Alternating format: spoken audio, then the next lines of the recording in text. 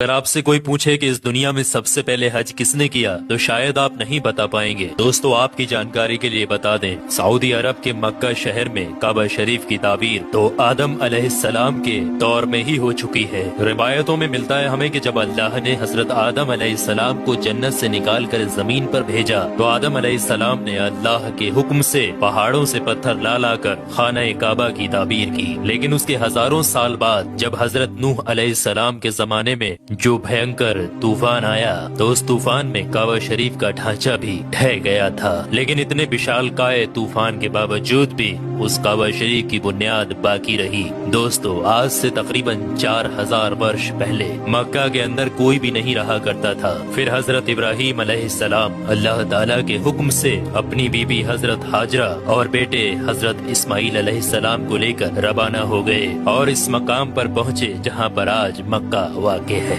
اس دور میں وہاں پر نہ کوئی عمارت تھی، نہ پانی، اور نہ ہی یہاں پر کوئی رہا کرتا تھا۔ درختوں کے نام پر صرف ببول وغیرہ کی جھاڑیاں ہوا کرتی تھی۔ حضرت ابراہیم علیہ السلام نے بیوی اور بچوں دونوں کو یہاں بیٹھا دیا، تھوڑا سا پانی اور کھجوروں کو بھی پاس میں رکھ دیا، اور پھر آپ علیہ السلام شام کی طرف چلے گئے۔ حضرت ابراہیم علیہ السلام دوسری بار جب مکہ شریف آئے تو قیام نہ کیا، لیکن جب تیسری بار تشریف لائے تو حضرت اسماعیل علیہ السلام سے فرمایا کہ بیٹا، اللہ تعالیٰ نے مجھے ایک حکم دیا ہے۔ تو حضرت اسماعیل علیہ السلام نے کہا تو اطاعت کیجیے۔ تو حضرت ابراہیم علیہ السلام نے کہا کہ اللہ تعالیٰ نے مجھے حکم دیا ہے کہ یہاں پر ایک گھر بناؤ۔ گھر کی تعمیر شروع ہو گئی۔ حضرت اسماعیل علیہ السلام پتھر لاتے جاتے اور حضرت ابراہیم علیہ السلام بناتے جاتے تھے۔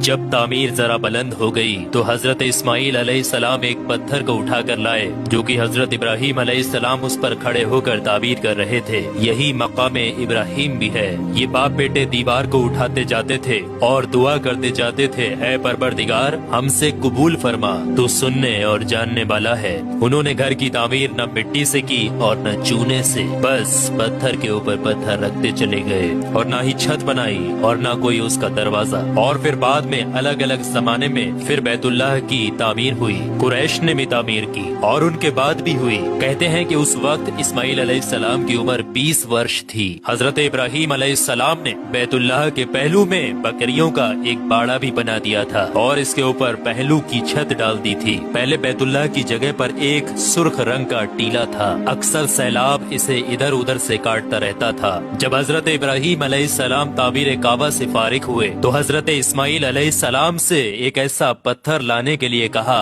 جو طواف کی شروعات کے لیے نشانی کے طور پر استعمال کیا جانا تھا۔ یہ پتھر حضرت جبرائیل علیہ السلام ابو قبیس کی پہاڑیوں سے